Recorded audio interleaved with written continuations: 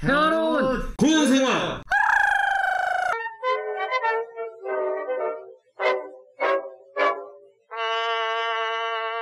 호련했던 사나이가 우리에게 말해주고 싶은 메시지는 무엇일까요?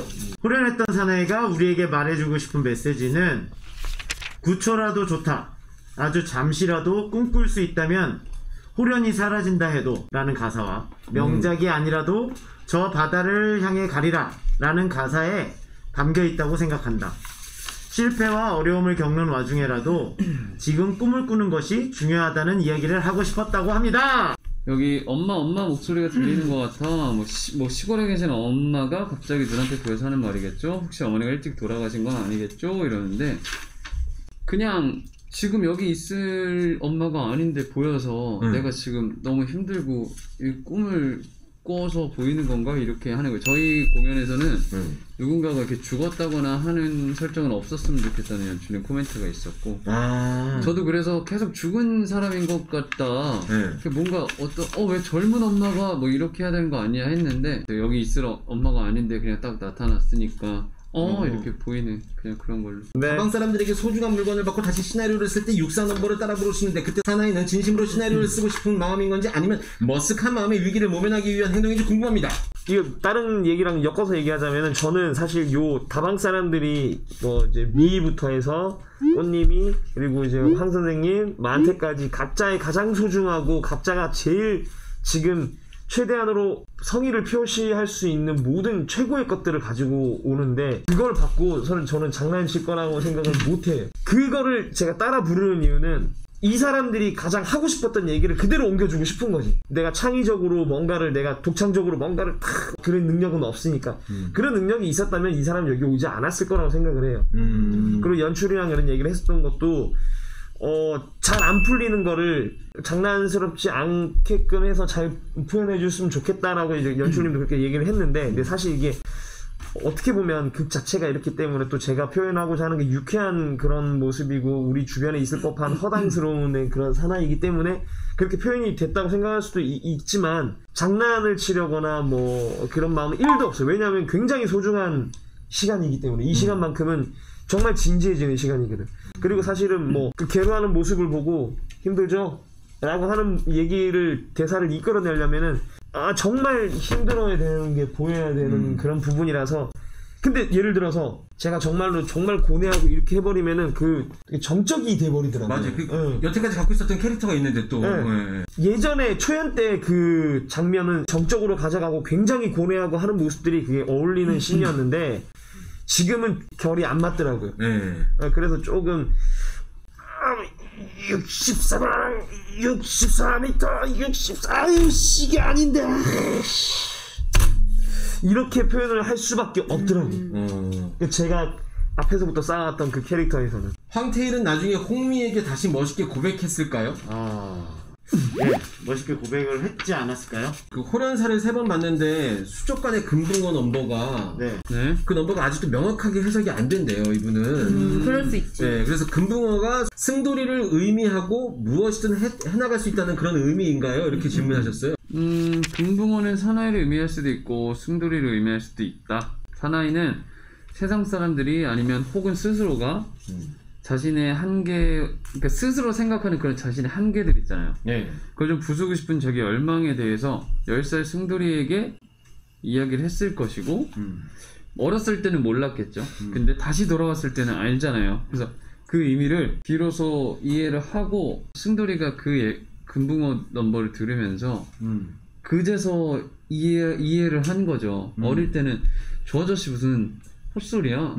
무슨 금붕어가 무슨 바다를 가 금붕어가 무슨 어쩌고야 스토리로 넘겼던 얘기가 나중에 와서 봤더니 저 아저씨가 얼마나 심오하게 자기의 고뇌와 고민을 나한테 그렇게 얘기를 해준 건지 나이를 먹고 돌아왔을 때 승돌이는 깨닫고 알게 되고 이해하고 그거를 받아들이는 그런 메시지라고 생각을 하고 그로 인해서 용기를 얻게 되죠. 내가 그 일을 정말 싫어하고 힘들어해서 벗어나고 싶다는 생각에 돌아왔을 때 아저씨가 저 사람만 아니었으면 내가 그 힘든 일을 안 겪었을 텐데 에서 시작을 해서 돌아왔을 때 아 내가 그 일을 싫어하는 게 아니라 굉장히 잘하고 싶었던 거구나.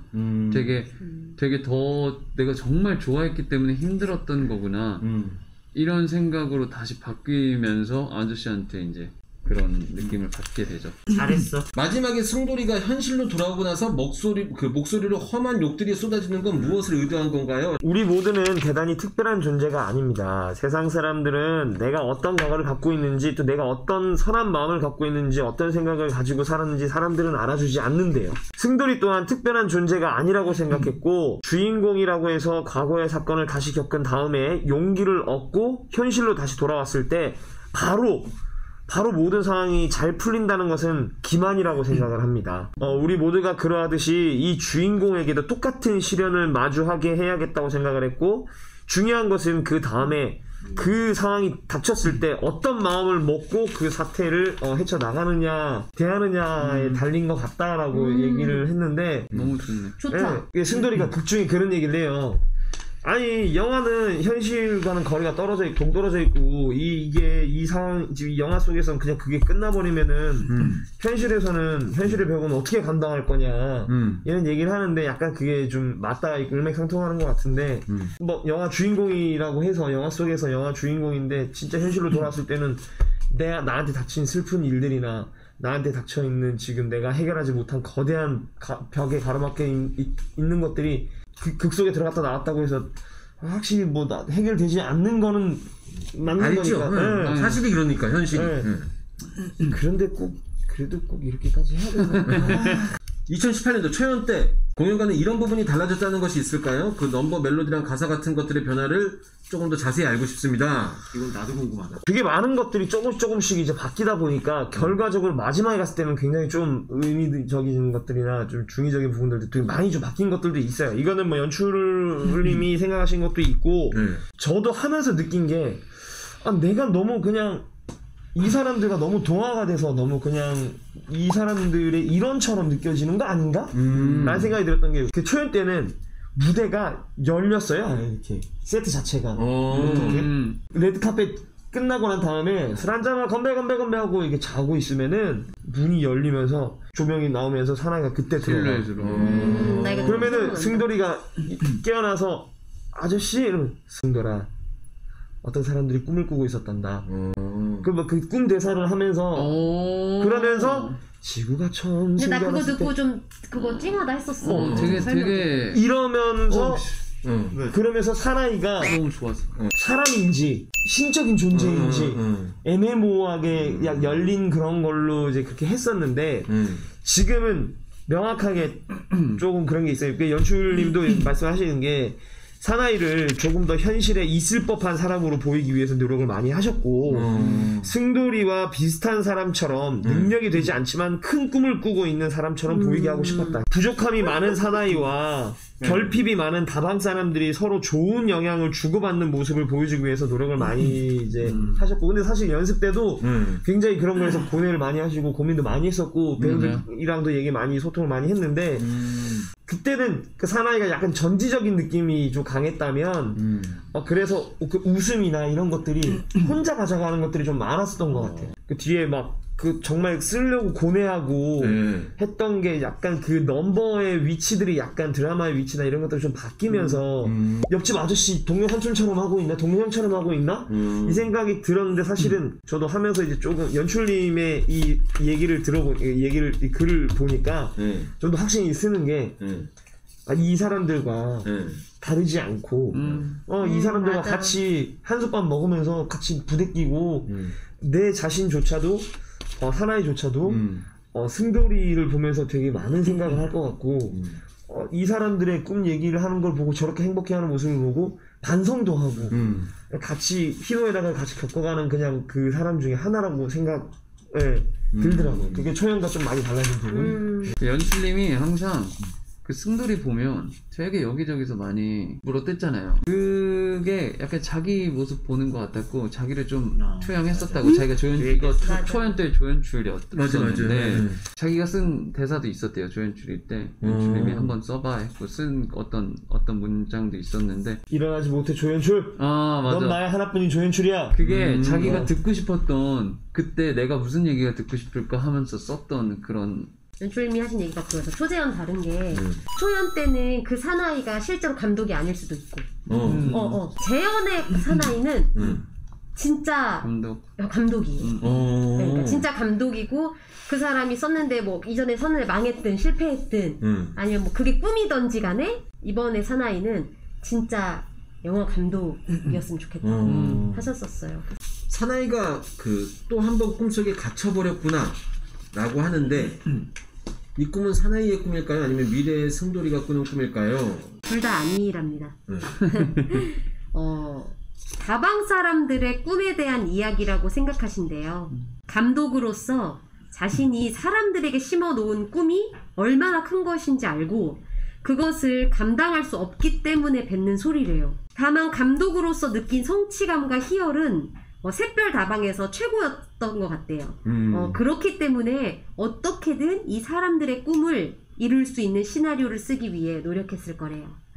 그러니까 사실 이제 저는 그 다방 사람들의 꿈 이야기라는 거를 명확하게 알고 그 대사를 이제 쳤었는데 되게 부담스러웠을 것 같아요, 진짜로.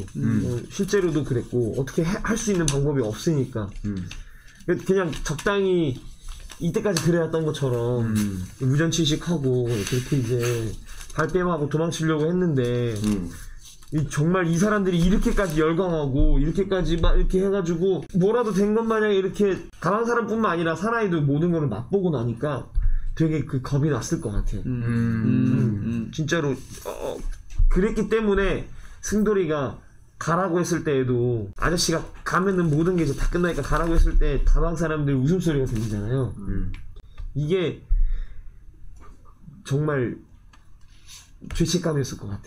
그동안 쌓였던 정도 있을 거고 그 사람들에 대한 이거를 기대를 저버리지 못하고 아무것도 못했을 것 같아. 그냥 그 웃음소리를 들으면서 그 기대에 조금이나마 10원어치라도 좀 기대에 부응하고 싶었던 그 마음들이 있었었거든요. 그래서 조금 더 붙이면 그 당신을 해고합니다라는 게 내가 이제부터라는 뭐 의미도 있겠지만 연출님한테 들었던 건 아저씨를 제가 보내드릴게요. 그러니까 아저씨 가서 그러니까 우리가 그 수족관의 금붕어에서 서로의 마음을 알았다고 생각을 하거든요. 서로의 꿈이나 이런 거를 보았다고 생각해서 아저씨를 제가 보내드릴게요. 아저씨 가셔서 아저씨 꿈 꾸고 힘들게 하잖아요. 사실 다방 사람들이 나중에는 너무 빠져서 그러니까 거기서도 벗어나시고 아저씨의 그걸 살아가시라 라는 의미도 있고 제 꿈을 꿀 수 있게 해주셔서 감사합니다라는 그런 뜻도 좀 담고 있다고 생각을 해요. 마지막에 당신을 해고합니다. 그렇게까지 이어지는 게 아닌가 싶습니다. 마지막 장면에 사나이는 위에서 승돌이는 아래 무대에서 듀엣송을 부르게 되는데 마치 사나이와 승돌이가 한 사람처럼 투영이 된다. 의도된 거냐 라고 하는데 네? 부족하지만 각자의 꿈을 향해 가려는 사람들이니까.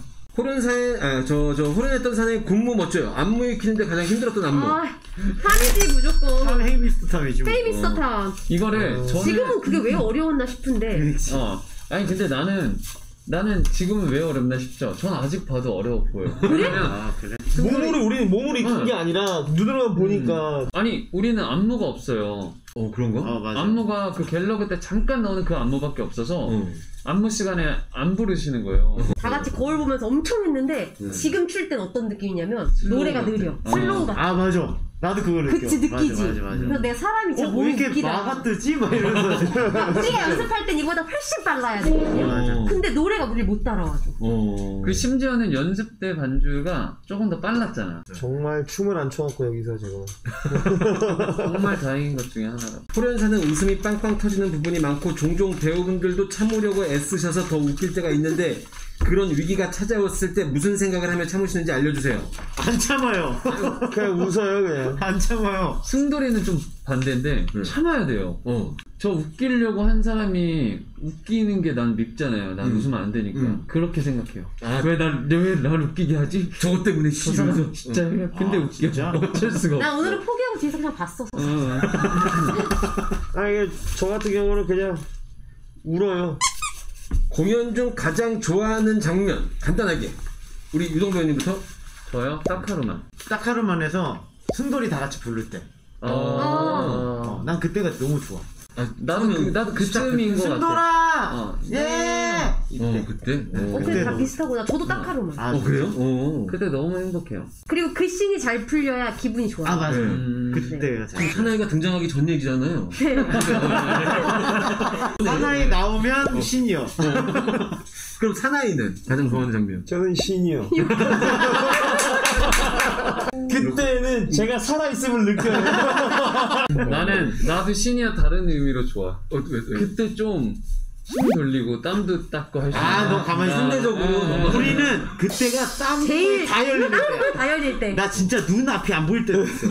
제일 많이 온 질문 중에 하나가 64의 의미예요. 근데 그거 저희도 질문했어요. 질문 연습하면서 질문했는데 제일 애매한 숫자였으면 좋겠다 맞아. 했는데 맞아. 그게 애매한 숫자. 유래가 있는데 그 당시 만태 월급이 64,000원 정도였다고 가정을 하고 거기 만태 월급에서 시작이 됐다고 해요. 그래서 근데 좀 애매한 숫자를 원하셨다고 해요. 그래서 뭐 의미가 있는 거냐? 그러니까 의미는 없다. 애매한 숫자를 원했다. 의외로 되게 간단하게 그죠? 초연 때부터. 맞아요. 초연 때 64만 원이 아니라 64,000원. 그랬어?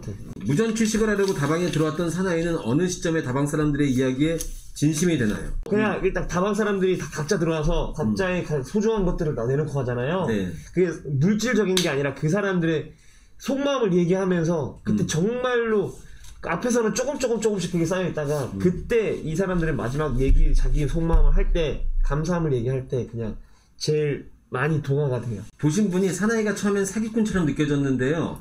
나중엔 방랑하는 무명 영화 감독으로 느껴졌거든요. 제대로 맞네, 보신 제대로 거예요. 보셨네. 사나이는 그 다방을 떠나서 무엇을 하고 있었을까요? 글쎄요.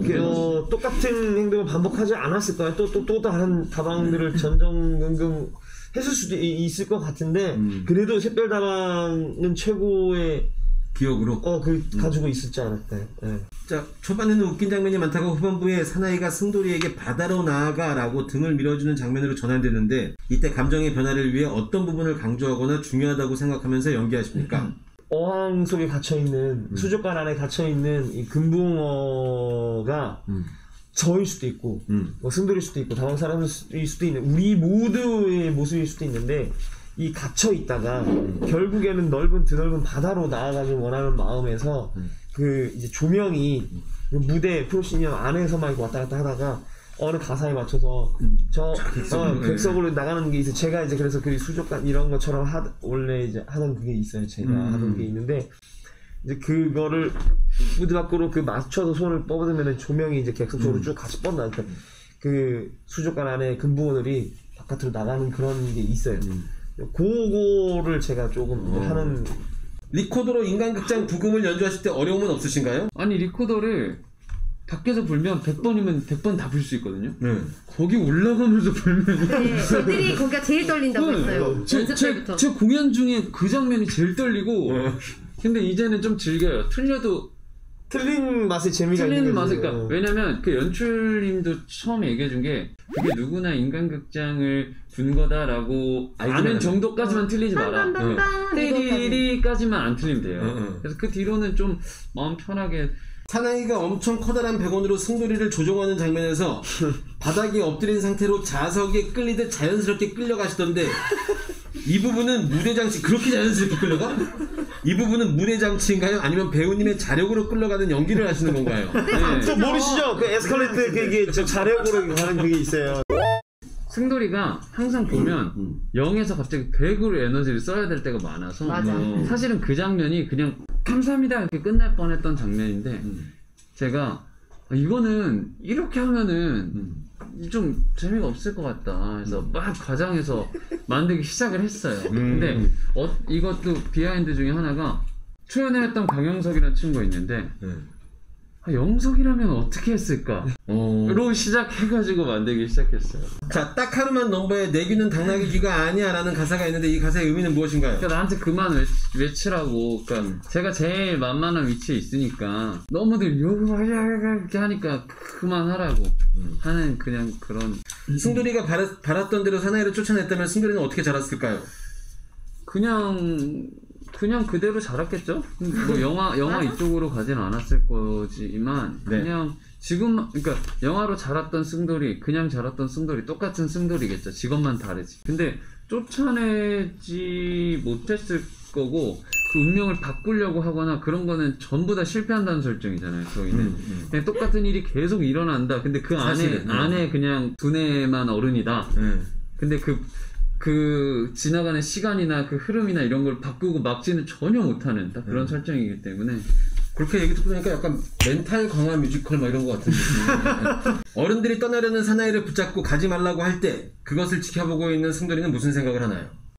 그때 저는 조금 어떻게 생각을 해야 되나 고민을 많이 했는데 저는 그런 어른들을 보는 생각을 했었어요. 원래 처음에 연습 때는. 근데 나중에는 저희 마지막에 야 홍승돌 뭐 안 하냐 이런 그 대사들이 계속 나오잖아요. 그렇게 시달리고 있는 본인의 모습을 본 거죠. 사나이한테. 사나이가 그래서 안쓰럽고 저 사람은 저걸 못 해낼 것만 같은데 너무 본인의 이상의 것을 사람들은 원하고 있고 거기에 시달리고 있고 그러니까 제 시점에서는 그가 어찌 됐건 그런 안쓰러운 마음과 그거에 비춰 보이는 나의 돌아오기 전 모습 이런 게 계속 오버랩 되면서 보이고 있다는 상황입니다. 미희는 태일에게 마음이 있나요? 네, 마음은 있죠. 있습니다, 마음이. 승돌이와 미희 씨의 성이 같은데 이건 우연인가요? 일부러 어머니의 성을 딴 겁니다. 예. 네, 본명은 홍순돌이 아니겠죠.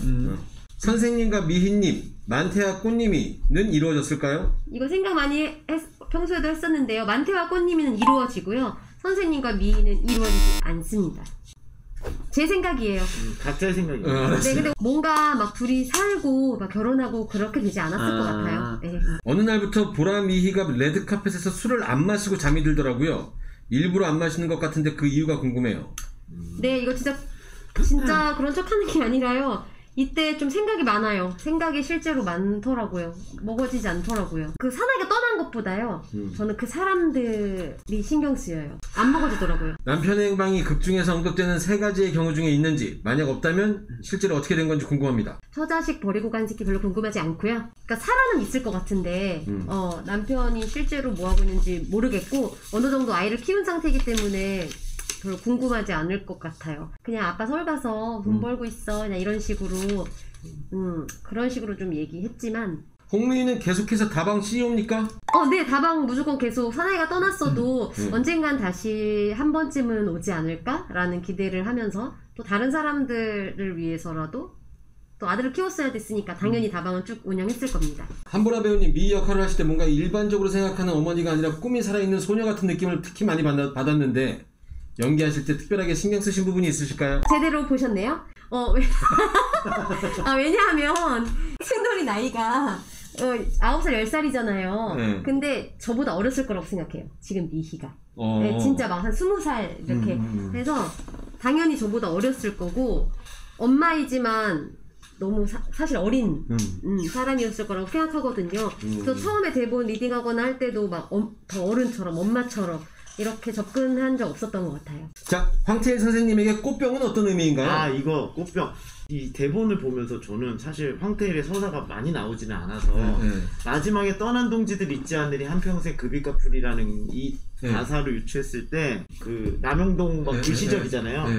이게 사실은 황태일이 그때 당시에 혼자서 동지들을 배신하고 혼자 뭔가 마음의 짐이 되게 많았었다고 저는 생각을 하거든요. 마리우스. 그거에 대한 이 짐이 있었는데 그래서 저는 항상 그것 때문에 나는 지금 내가 사랑을 하고 있을 때가 아니라고 생각을 했고 그래서 더더욱 미희 씨한테도 더더욱 이렇게 얘기를 못했었고 난 이게 해결이 된 다음에 나는 나중에 사랑을 고백할 거라고. 그래서 제가 중간에 언젠가라는 단어가 저는 되게 중요했어요. 그러니까 언젠가 제가 정식으로 고백할 수 있도록 다시 한번 저를 태짠아 주시겠습니까? 라고 그래서 얘기를 한다고 생각을 했거든요. 그래서 이 꽃병은 제가 지금 해 나가야 되는, 나의 동지들을 위해서 해 나가야 되는 임무 이런 건 것 같아요. 테일이 미이에게 반하게 된 계기는? 테일이 미에게 저는 사실 테일이 이 나라를 잘 바꾸기 위해서 네. 좋은 세상을 만들기 위해서 노력하는 사람이잖아요. 네. 근데 사실 근데 미가 솔로 하는 것 중에 월세도 배달도 안 가고 되게 바르게 사는 그 모습에 저는 반했다고 생각을 했어요. 예뻐서 반한 거 아니었어요? 예뻐서 반했습니다. 저 외모에 반했어요. 그러면은 극 초반 꽃님이가 연기 연습을 할 때 승돌이는 찬물을 끼얹어 줄까? 이제 난 알고 있으니 라고 하는데 꽃님이는 미래의 배우로 성공하지 못한 걸까요? 네. 맞아요? 네. 네, 그런 것 같아. 그렇게 얘기도 됐고 근데 뭐 배우로서 성공을 본인도 잘 알고 있고 네. 그럴 거라고 생각을 해요. 조명이 우리 비춰요. 헤아로운 공연생활 오늘 호련했던 사나이 팀과 함께했습니다. 우리를 봐요. 지금 나오는 가사처럼 여러분의 인생에 여러분들한테 조명이 비치고 있으니까 여러분들 이 공연을 토대로 해서 여러분들이 힘들었던 거 다 여기다 쏟아내시고 아까 민성배가 얘기했던 것처럼 희망을 갖고 새로운 삶을 이 어려운 시기를 이겨낼 수 있는 힘을 진짜 얻어내시기 바랍니다. 그 전에 시간을 살짝 내셔서 호련했던 사나이를 한번 보러 와주셨으면 좋겠다는 그런 얘기입니다. 아 끝났어.